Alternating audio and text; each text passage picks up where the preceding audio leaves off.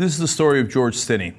He was just 14 years old when he was taken by the authorities and charged with a crime. They said that he had killed 11-year-old Betty June Binnicker and 8-year-old Mary Emma Thames. This was back in the year 1944. Now, it turns out he did not do any of those things, and just yesterday he was exonerated. Finally, the state of South Carolina said he didn't do it. We should not have convicted him. But they didn't just convict him, they executed him. Now, I'm going to tell you, unfortunately, about how that happened, because it's important that you know what happened in this country and the remnants of that culture and that history. So first, let's show you George. You got to understand the context here. He was just 90 pounds. He was 5'2". He was 14 years old. They claim that he killed those girls and threw them in a ditch, and that he had the capability of doing this. Now, did they have any evidence on him? Well, they had 3 cops who said he did it and said that he confessed to it. Did they have any witnesses? No. Did they have any physical evidence? No. Did the cops write down the confession at the time? No. Were there any blacks on the jury in South Carolina back in 1944? No. They had a law at the time that said you had to be a voter to be on a jury, but blacks weren't allowed to vote, so they weren't allowed to be on juries. In fact, almost no one there was black at all in the courtroom. 81 days after he was arrested and charged with this, they brought him to trial. The trial lasted about 2.5 hours, during which his white defense attorney, who had not worked a criminal case before, and who was going to be running for political office and needed votes in that area, did not present a single defense witness outside of Stinney. He didn't even cross-examine the police. Stinney says that he never confessed. Well, now we know he didn't do the crime. The police bring no evidence except they say, yeah, trust us, he confessed earlier. No cross-examination. The trial lasted 2.5 hours. The jury took 10 minutes to convict him. And then he was led to death row in Clarendon County, South Carolina. We actually have a picture of him being led to death row. Let me show you that. He was carrying a Bible. By the way, just if you're not absolutely clear yet that he didn't do it,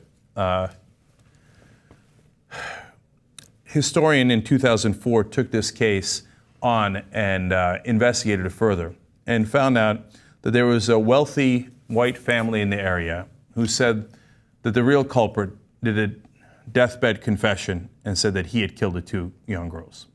And a member of that family was part of the process that picked Stinney as the real culprit. It's impossible to know now, looking back 70 years, who knew and didn't know what exactly happened. Really, they were sure that this 14-year-old had done it, this 90-pound 14-year-old. Did they care that someone else had done it and was going to get away with the murders? They didn't care. They strapped him into Old Sparky. That's literally what the electric chair in South Carolina was called. And then, just as this story is horrible, it's about to get worse. Since he was so young, they couldn't strap him in right. They took the Bible he was carrying and made him use it as a booster seat. And then Joy James, an author, writes, the mask covering his face slipped off because the mask didn't fit. It was an adult's mask, revealing his wide open, tearful eyes and saliva coming from his mouth. The first jolt had not worked. After 2 more jolts of electricity, the boy was dead. His family was not at the execution. His family was not at the trial. Why? Because they told the family, if you don't leave town immediately, we're going to lynch you all. You want to talk about terror? You know, we talk about terrorism today in America. This was true terror. And they weren't there for their 14-year-old boy. The Associated Press says the rest of the family didn't see the teen again until his funeral, when Stinney's body, burned from the electric chair, was put in an open casket. South Carolina has executed 289 people in the 20th century, and 82% of them were black, according to the Death Penalty Information Center. This legacy is not just about George Stinney and what was done to him. Now, finally, the state of South Carolina says they were wrong, he didn't do it. That legacy continues to this day. Do you know that there were 7 death penalty exonerations, not in 1944, today, in the year 2014? 7 people who were set to be executed, and it turned out they didn't do it. Let me show you the pictures of those 7 folks. Yep, 6 out of the 7 just happened to be African American. History rains down on us through the generations. This is not over. In fact, for those guys who were on death row, it took on average 30 years to clear their names. 30 years they sat on death row when they were perfectly innocent. George Stinney was also perfectly innocent, but they needed a scapegoat. And in this country, especially in the South, when they needed a scapegoat, you always knew where they were going to turn.